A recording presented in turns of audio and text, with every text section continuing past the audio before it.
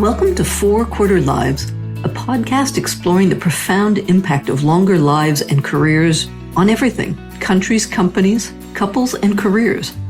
I'm Avivah Wittenberg-Cox, and on this week's 4 Quarter Lives, I talk with Helen Tupper, the ebullient co-founder and co-CEO of Amazing If. This company has single-handedly invented and sold the idea of squiggly careers and invited companies large and small to park the ladder and flex their career models. They work for large companies, but then democratize their tools and experience through their best-selling books, their 4 million download Pod Plus podcast, and a website stuffed full of cool career resources.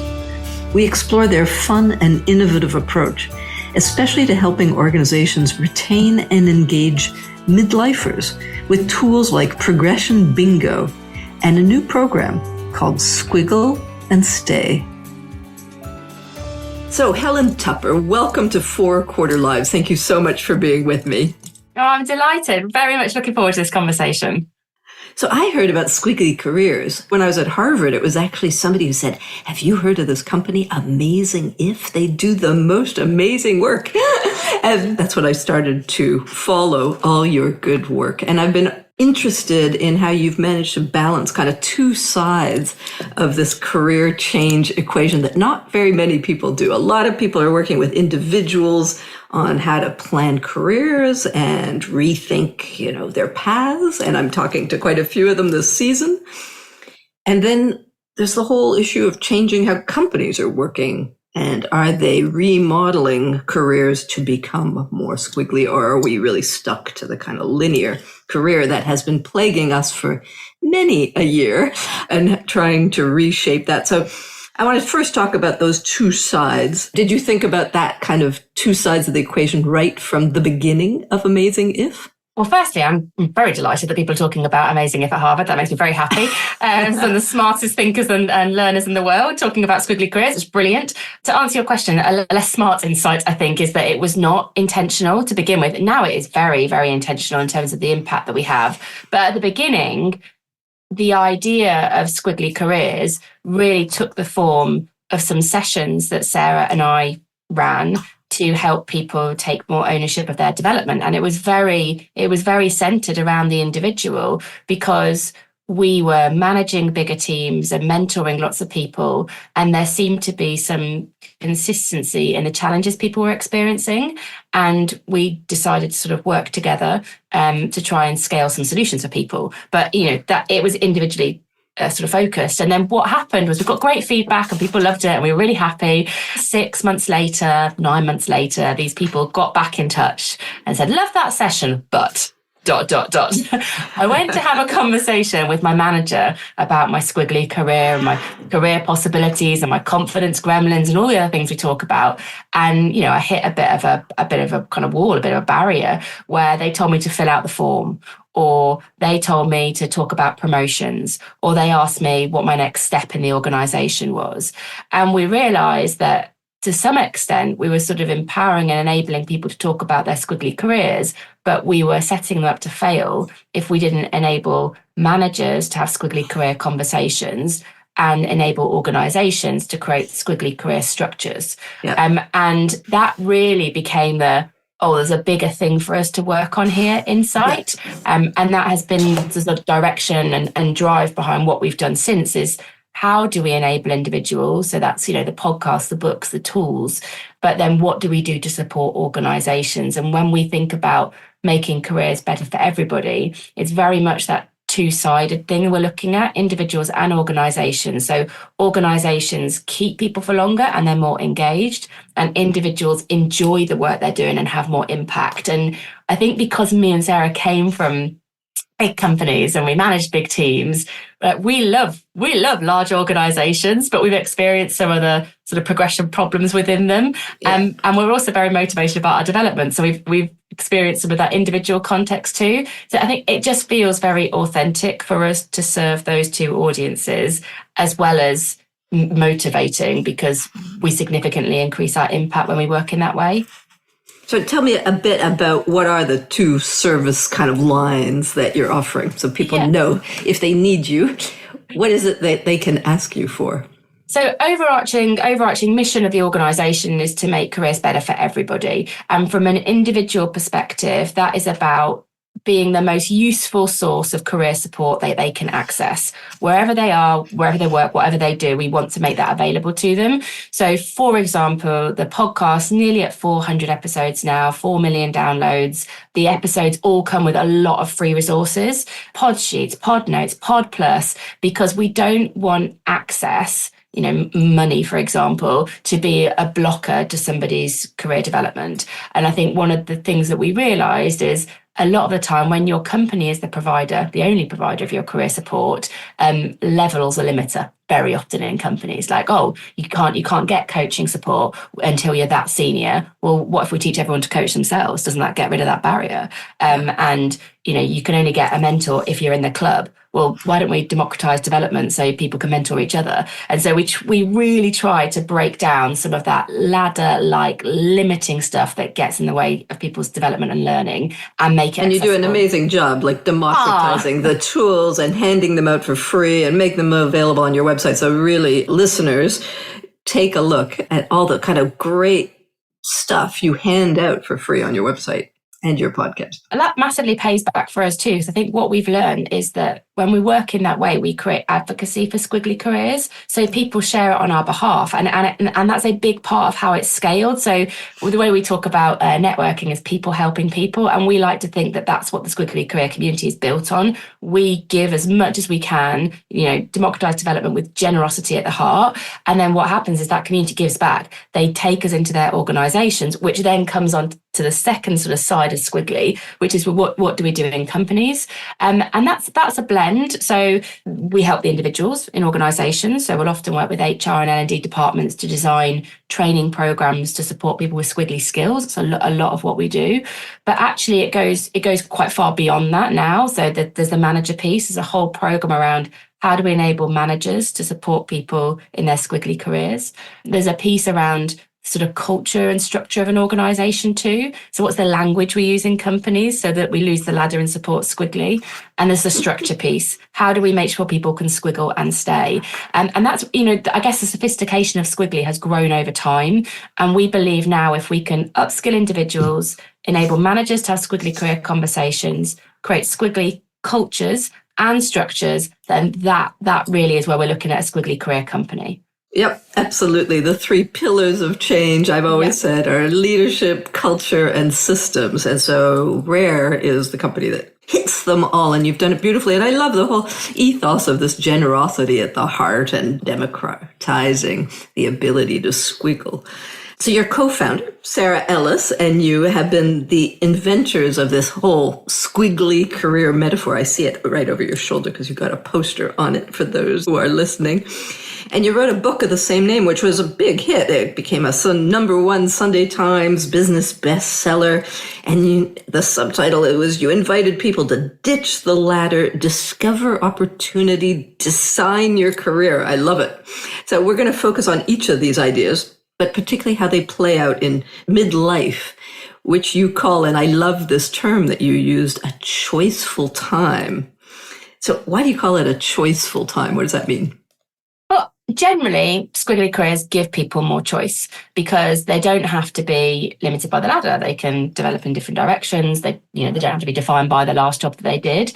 But I think turning that choice into something that we feel really confident in and that we can really own, I think that takes a bit of self-awareness, experience, and insight. Otherwise, it can just be a bit random. Like early in your career, you've got all these choices, and then you can be a bit like, oh, I'll do that, and I'll do that, and I'll do that, and I'll do that. You could squiggle right off into the stratosphere. Yeah, exactly. And I think what we really want to do is take that awareness about what motivates and drives me and the insight about where I have the most impact and use that opportunity that a squiggly career creates to make informed choices. And I think at midlife, you have that awareness, you have that insight. And so that ability to be choiceful, to really be informed about those directions you could develop in, I think it's a really interesting tipping point in your career where, you have a lot more confidence providing you've invested in that skill, about what you do and how you grow. Yeah, and I think how many people are still stuck in doing what they're good at, and why do they get stuck there? I think a lot of people get stuck, and I think it is because they have often made their career development dependent on other people. So, an organization or a manager, for example, like I see you sort of solving this for me, and I haven't necessarily thought this through for myself.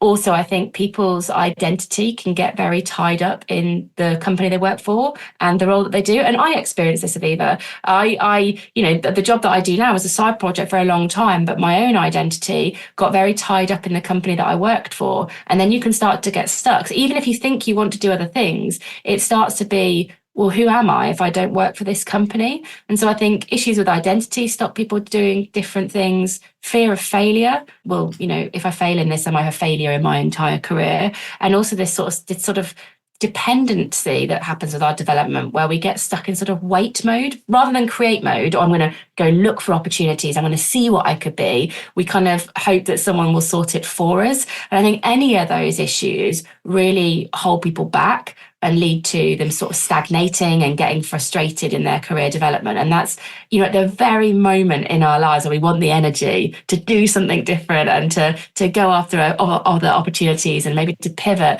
with our progression. At that very point in time, lots of those sort of challenges can hold people back.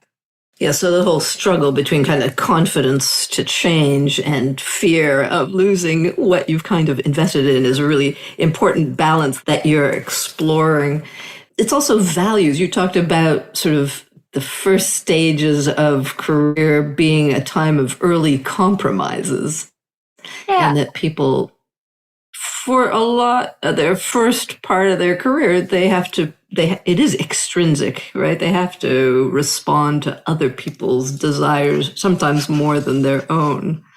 And they finally realize it one day and decide it might be time to change. I think that learning about your values at any stage of your career is actually really important. So values being the things that motivate and drive people. And without that understanding about what really motivates me, you can default to what makes other people happy. So does it make my manager happy for me to work on that job? Is that the easy option for me to say yes to that opportunity? And so when you know your values, you have a much better filter for the decisions you make, because essentially you want to align your decisions to the things that motivate and drive you. So for example, one of my values is freedom. And when I'm thinking about the things that I do and the companies that I work with, I'm very much looking for which companies enable that. So, I used to work for Virgin, really great alignment with my freedom value, because I got to have a blank piece of paper and start from scratch. So I think values are useful for people to know at any stage in their career. I think the difference again with midlife is that you have more data for your development. So I can look back at my squiggly career so far and I can see the high moments, and I can see my values being really present in those positions, and I can see when it was hard, and I can see what I had to compromise, and that then gives me that confidence that this is me. I've had repeated situations where these things have shown up or they've been missing, and it's affected how I felt about my work and my worth at work. And now I know that what I do going forward needs to be based on these things. So I think it's just that accumulation of data. But it goes back to why I think that self-awareness here is so important. We're always talking with Squiggly about the combination of self-awareness and action. So we want you to use your experiences as data for your development, but then we need you to do something with it. So all the awareness in the world, if you're the most reflective person, is good for you, but we need that information to inform something. But then if you're an out and out doer, you're very action orientated and you do that without the awareness, the risk is you're sort of moving around from sort of role to role without really considering what's going on and potentially repeating patterns that aren't making you very happy. So it's the awareness and the action that we're always trying to get to. And I'm curious, how many people do you find, is this who can actually articulate their values, who've taken the time to figure out what they were, to sit on the data, digest it a little bit, look at their last decade and say, okay, from this, I'm learning this piece of self-awareness? Because I find now especially, people are just in so much of a kind of crunch, stress, rat race kind of mode of running forward that many of them have never taken the time to pause. Are you finding that? Or is this, for many of them, when you work with them, is this like kind of a first opportunity to think through their value set? I think for a lot of people, it is a first opportunity. And I guess in the past, this was sort of the domain of a one-to-one coaching relationship. It's certainly when I first learned about my values, I had a brilliant coach called Joe Simpson years and years ago, 15 years ago, who taught me this idea of values, and I'd never come across it before. And at the time, I had no idea how beneficial it was going to be. I think what we are trying to do is support people at scale, because that one-to-one coaching relationship is inaccessible to a lot of people, because companies can't afford it, individuals can't afford it. What I find, though, is we don't always meet people with the squiggly skills when they need them. So typically what will happen is a company will get in touch and they'll say, we really want to help our employees take ownership of their career development. Can you run some programs with us? We work with them to design that program, one of which might be our 5 skills to succeed in a squiggly career program. And we will talk about all of the 5 skills that we think are most fundamental for people taking ownership of their development, one of which is values. And there is a lot of engagement, and there is a lot of interest, and there's a lot of nodding, and there's a lot of interaction. But in that moment, it's not necessarily when they really, really need to know. So what typically happens is, 3 months, 6 months down the line, we'll get an email and it will say, oh, we're going through a restructure and I've been given 2 opportunities that I could progress in the company. I'm going through consultation. These are opportunities. The work that you did with us on values has really helped me make my decision. And we get lots of messages like that. I've just become a manager and it's really helped me to define what kind of manager I want to be. And so I think these skills are, they're continually important, but I think they peak for different people at different times. And it's making sure that they've got it in their kind of bank, so that when those things happen in their squiggly careers, when changes happen, which happen frequently, they have that skill kind of on reserve and ready to help them. And is there anything about this particularly choiceful time of midlife where it takes a bit more time to digest the past? Because when you hit your 40s, 50s, you've got decades to kind of sift through. And do you find that values shift and evolve? Is there a big kind of, I tried that? I think one of the biggest challenges is people at this stage of life making time for themselves, because they've actually there's generally a lot going on in their life. Maybe it's children, maybe it's parents, maybe it's they're a kind of middle manager in their career. And so they're kind of sort of having that kind of, directions from all sides. Exactly that. So I'm actually saying, let's take some time for you to just be in your head about your development is probably one of the hardest things to do when there's a lot of noise going on around them. And I think that to me is probably the main barrier for them. And then I think the second thing would be, if they take the time to develop the self-awareness, to be very present with their reflections, I think it is then the confidence to take action. So I think that those 2 things, I think, are the things that we have to work on the most. The tools work for themselves. Values are values. And to your point about do they change, the research says that actually it's largely our early life experiences that inform what motivates and drives us. And that doesn't significantly change as we get older. What might change is the priority of the things that motivate and drive you. So, for example, my freedom driver is my number 1 driver in terms of my values. And I thought that when I became a parent that need to be unconstrained about my choices, which is my definition of freedom, I thought that maybe that would fall back a bit and something else would come up to the top in my kind of list of values. And it hasn't. It is still, in fact, I think it's maybe even more important to me because so many people are pulling on me that I'm so passionate about retaining that freedom. But, so the order can change. Limited to walking the dog now once a day out the back. Just leave me in the bath on my own. I just need some freedom, or whatever it is. But I think it's the order might change, but the research says you're not suddenly a different person overnight when you hit 45 or 50. And what are the key obstacles that these midlife career changers bump into? You said one of the number ones is the ability to ask for help. And this ties in with the confidence piece. So it's very likely that if you are in this choiceful time, you might be exploring doing something different. So you're kind of taking stock of your squiggly career so far and thinking, oh, I'm kind of ready. I'm ready for a change. I think a lot of our time in our career, we're responding to change, restructures, new managers, all that kind of stuff. I think this is a time when we're kind of going, I'm ready for a change now. I'm ready to be the catalyst of my own change. Yeah, that kind of readiness versus sort of responsiveness, I think, is a bit of a shift that happens here. But it is likely that some form of help is going to be needed in order to make that happen. Now, that might be a mentor who has done what you want to do, or it could be like a sponsor who is, opening some doors to your development by making introductions for you. But that is only enabled when you ask for help. So when you are clear about what you need and you're confident to ask for it. And I think that ability to ask for help is something that holds a lot of people back. One, because they either don't recognize it. So it's sort of like, oh, I just need to work a bit harder at this myself. I just need to, keep trying. That sort of, I'll just get it done in my way that I've always done it. Or even if you recognize that you need it, this feeling like, well, Avivah's really busy, or Avivah's really senior, or Avivah doesn't know me from someone else. Why would Avivah want to help me? And it's sort of this sort of confidence gremlin that we have, that we're not able to ask for help. We're not worth someone else's time. We're not important enough to make that ask.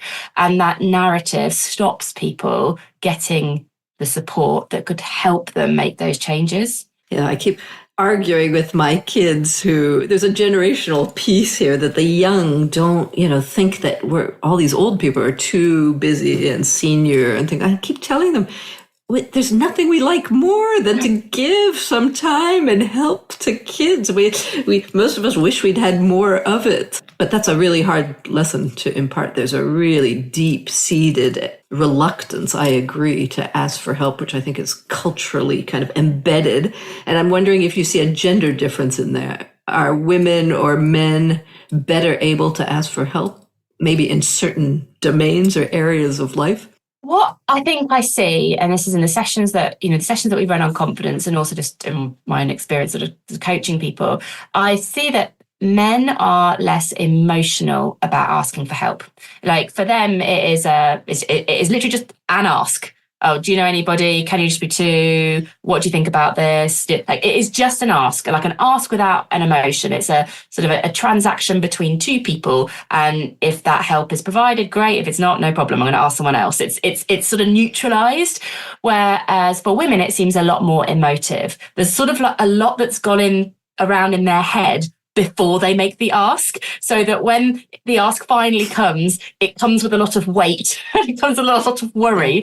And therefore, if someone doesn't respond, lots of people just don't respond. If you email someone and ask for help, lots of people just don't respond. Now, a man, I think, will just be like, well, just ask someone else. But a woman is suddenly saying, oh, why haven't they responded? That reinforces this confidence gremlin I have about I'm not important enough. And I think that holds it back. And so what they may be more likely to do is they'll have a very trusted community of a few people that they might make a lot of asks of, versus sort of a wider network where they can tap into and transact with a broader type of help. My business partner is an amazing asker. It is brilliant to see. And I realized this first with our book, The Squiggly Career, that came out in 2020. So we're going through the writing process. We're asking for people's contributions and quotes towards the book. And I'm thinking, I can't ask that person. I can't email them. I can't do that. Sarah, in the meantime, has sent off like 20 emails, 10 messages, and had 5 meetings. And because she is sort of unemotive about the ask, and that's because, and this is what I have realized, that she might be asking someone for help, but she's also communicating how she can help them in return. That is always in her thinking. It's not an ask in isolation. It's Avivah, I'd really love to help you grow the podcast. What if we did this together? What are the things that I could really do with is this? And this sort of people helping people and ask between two people rather than just I need this from you. I've seen that in action, and it's made me much more confident about, well, what do I need, but also what can I give, and making that part. So developing a relationship rather than just this kind of basic transactional, scratch my back, I'll scratch yours. Yeah, we call it career karma and people helping people, but there's this idea of it's absolutely fine to think about what you can gain from a relationship. It's absolutely fine. It's, what do I need to know and who's got the knowledge that I need? It's fine to think like that, but also think, and what have I got to give? Because it makes that ask easier. It makes the relationship a lot stronger. Which is the challenge with the kids and the younger generation, is they don't think they have anything to give. And I tell them that their way of seeing the world is the biggest gift they can give to older people, because we need to understand their perspectives in order to run our own shows. Well, sometimes when we work with people, and we see that a lot, again, people thinking, but what have I got to give? Again, often a sign of a confidence gremlin when that kind of response comes. And we talk about kind of 3 E's to get people started. Expertise. So, what have you got some specific knowledge in? That could be some technology, that could be social media platforms, it could be loads of things, but kind of what do you specifically know? The second is experience. So, what lived experience have you got? I've started a business. I'm a mum of 2 children. I've worked in lots of different companies. Like, what's your kind of experience? And then the third one is energy. Like, what are you just really passionate about? And when you've kind of got those insights, you then go, well, who needs what I know? And you can sort of join some of those dots. But even if you think, I'm really early on in my career and I haven't got a lot of expertise in anything, you've probably got energy for something. There's probably something you're particularly passionate about, and you could help someone with that energy. Yeah, no, absolutely. That's probably a really undermeasured value. So asking for help, big one. And I wonder, just to conclude on my gender wanderings here, I find women are particularly good at asking for help socially, relationally, in their families, in the personal domain. And men are much more at ease asking transactionally for the kind of thing you were describing in the work world, and much less ready to ask for anything in the personal, emotional world. And I think that's why we're so complementary, is we're kind of better at asking in different domains. Would you agree, or am I just stereotyping madly here? I think from the research that I have seen, I would agree. And for men in particular, there's a guy called Max Dickens whose work I follow, and he's written a book called Billy No Mates, and it actually centres on some of the mental health problems that can arise from men's inability to ask for help outside of work. Yeah. So, this is something I want to talk about, or this is something that I'm struggling with. So I've seen the evidence that exactly what you're saying is very true. I mean, I think the more openly we can talk about what I've got to give and what I need to gain in and outside of work, but obviously my focus is kind of work context of careers, I think the better it is for everybody. Okay, so asking for help. And the other thing that is a really big obstacle for most people, particularly at midlife, is they don't know what they want to do next. They know where they want to change, but this idea of the creative imagination of future selves seems particularly challenging. Have you seen that, and how do you address it? Yeah, very much so. People get really stuck on a step when they think about careers like ladder, and they often can't really see beyond a silo that they might be working in. So if I think about when I was at Microsoft, which was kind of my last corporate employer, and I was in marketing, when you look at your career like a ladder, then I would only see opportunities that were similar to what I was doing and more senior. And what happens is your sort of pool of possibility just becomes much, much narrower, because everything has to make sense when you look at your career like that. And actually, careers that are diverse and different don't always make sense. Like, did it make sense for me to go from one of the world's largest organizations to running one of the smallest? Probably not, but it's been a brilliant move for my career. And I think what we have to help people is to see different directions that they can develop in. And we do that with people in a number of ways. One of the ways that we do it is we kind of prompt possibility thinking for people. So when you think of careers like ladders, you get very stuck in a planned way of thinking. Like, if I do this, then this is my next job. And very logical, rational, prove it to me, show me the links. Yeah, exactly. Show me the links. Show me what someone who did my job did next. Logical, linear, predictable, planned. Unfortunately, we do not work in a logical, linear, predictable, planned world. And so managing our careers like that is sort of out of sync. I don't know. I imagine all the AI machines and hiring algorithms are going exactly down that rabbit hole, aren't they? Well, I mean, potentially. I hope they might I hope they might unlock some opportunities. I was reading some research today actually about how it will unlock opportunities for people that maybe because they haven't got the qualifications, because it enables them to learn much faster, like an individual plus AI, it could actually open up different directions for them because they might not have had to have that qualification. So I hope it creates more diverse development opportunities for people. But I think with all things AI, time will tell. Yeah. But the possibility prompt. So if we're going to kind of let go of this idea of sort of linear, predictable, ladder-like careers that get people stuck on steps and in silos, then what we do need to do is try to prompt possibility thinking, because it's not necessarily the way that people have been trained to think about their development. And so very often we'll talk people through 4 possibilities that we just want them to get curious about. So this isn't about committing your career. This isn't about applying for jobs. It is just, let's explore these opportunities. And the first one is the obvious. Like we always say, explore the obvious, because it could be a good fit for you, but also don't assume that it is. So go and find out, what skills that needs. Is it what you want to be known for? Go find out what a day in the life looks like in that job. Is it actually a day in the life you want to do? Don't just assume because it's obvious it's right for you. So, we include the obvious opportunity, the sort of one that makes squiggly sense. Then we include the ambitious opportunity. So something that feels interesting, but a bit out of reach right now. A lot of people feel that even if they can name that, they leave it for a really long time because it feels quite far away. And we say, just get closer to it. Ask to sit in a meeting in that team so you can hear more about the conversation, the context. Get mentored, put yourself forward for a project. Just get closer so that you can rule it in or rule it out. The third one is the pivot possibility. So instead of sort of looking at your career progression through the lens of your job title, the similar and more senior approach, let's look at it through the lens of your talents. So who needs what you want to be known for? And if I want to be known for career development, I can do that in lots of different companies, in lots of different roles, regardless of the job title. And then the last one that's always interesting, and I was talking in a room with about 60 people about this one yesterday, and they were very animated by it, is the dream possibility. What would you do if you could do anything? And the reason that you want to explore the dream is sometimes dreams can be a bit of a distraction. So we can assume the grass is greener. Oh, if I wasn't running Amazing If, I'd be a landscape gardener or whatever. And on those, on those hard days, you kind of sort of go, oh, I'd be doing this. But we've never explored that. I've never thought what the reality is of working in the mud and the rain and the cold. It's just this sort of grass is greener thing. And so, go and explore it. And you might explore it and you might say, oh, no, actually, what I've got is quite good. Great. You reconnect with your current role.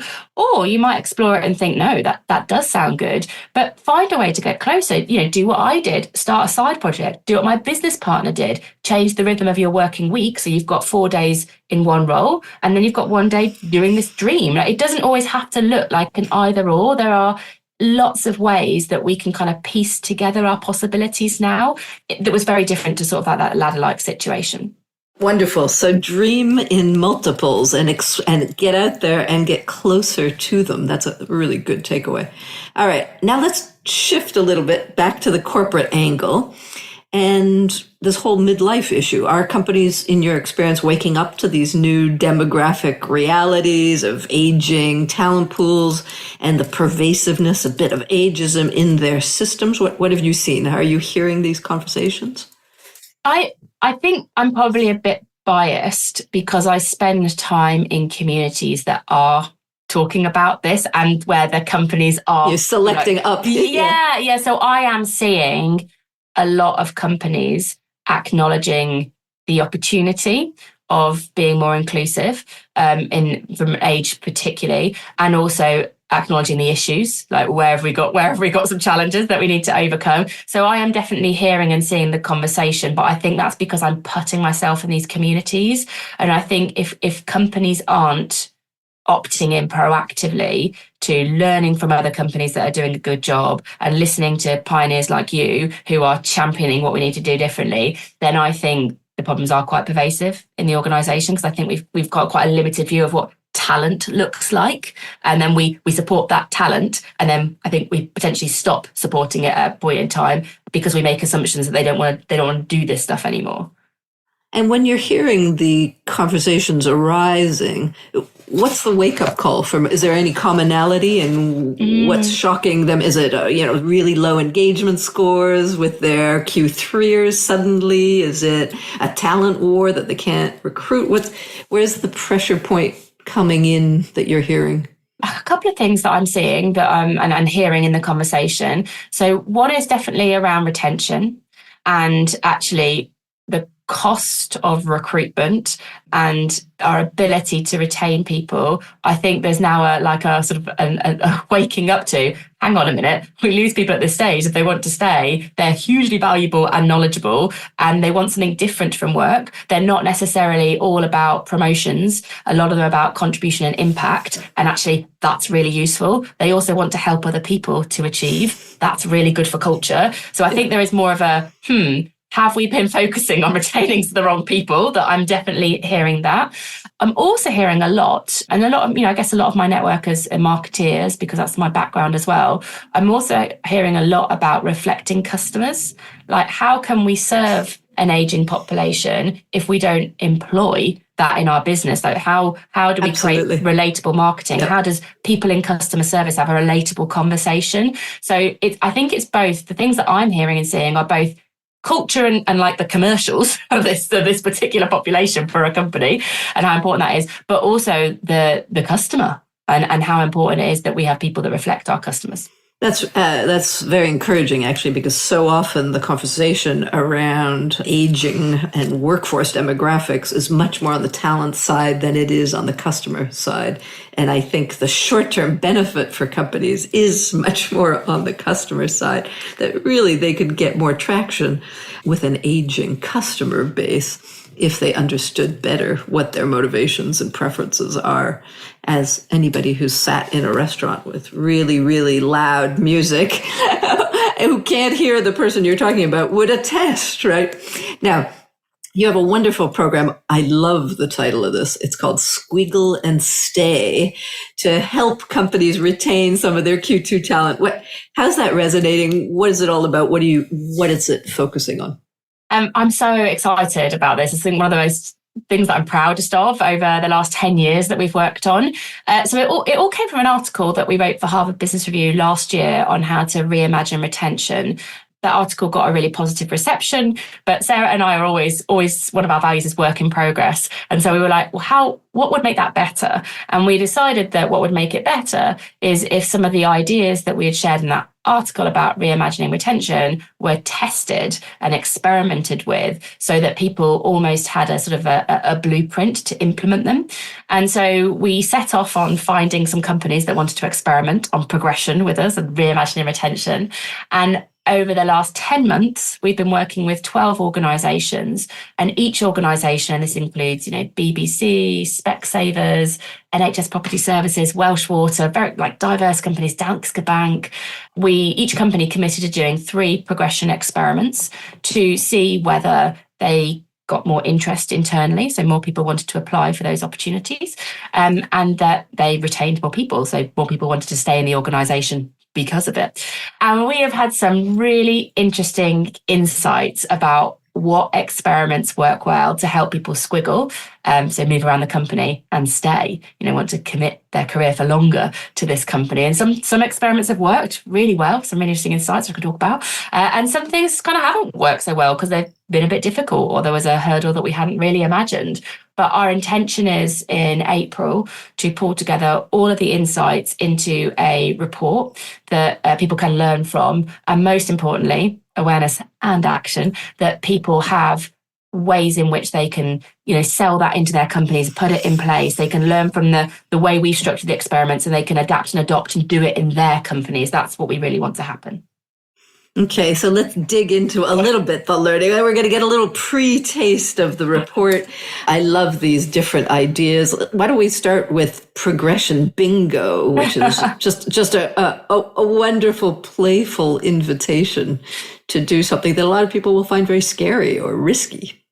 So progression bingo is a thing that we often do in our sessions. So part of the problem with progression is that if people only talk about promotion and that is the only way that they see progression happening in a company, then it's very hard for them to do anything anything different. And so one of the things we do is we get people being creative about what progression could look like. So progression bingo is, simply kind of getting people to generate as many ideas for progression as they can in a company, which could include taking on more responsibility, putting themselves forward for new projects, learning a new skill. Of course, getting promoted is one of them, an internal secondment, or something we're exploring at the moment, external secondment. So spending some time in another company and then coming back to your own. And so we surface all of these different ideas to show that promotion is only one very small element of what progression can look like. And then the thing that I'm always really interested in, and this is what I really want managers to do in squiggly career conversations, is ask people, and what progression move feels most motivating to you right now?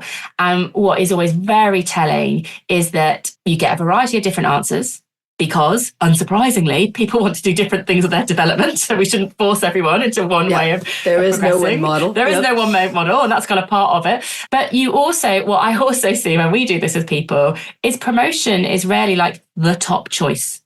We talk about promotion so much and we focus on it for so long, but all the time. And we assume that everybody wants it. Exactly. That's success, yeah. Exactly. But you do progression bingo, people surface different ways that you can develop in an organization. And then what they want to focus on first is very rarely the promotion. And what that enables is managers to support people individually. Oh, Avivah, you want to learn. Or Helen, you want more responsibility. Or Sarah, you want to do a secondment. And it means that we have a much more individualized way of helping people with their development, and kind of bringing progression bingo into career conversations is one way that you unlock that thinking. Fantastic. I think that's a wonderful way. What are some of the other dimensions you've been, your favorite ones that, one that you mentioned that was incredibly simple was just in a job description. Yeah. This has been my favorite one because it's simple, but also we've revealed, do I call it a problem? We revealed another thing that needs to be solved. Let's say that. So the simple thing is that we've proven with some of the companies that we've worked with on this, that if you put at the top of an internal job description, this role is open to career change, you will get an uplift in the amount of internal people who put themselves forward for that position. So if you are trying to drive internal ability and to give more opportunities to the people in your company, put at the top of a job, this role is open to career change. But this is a bit.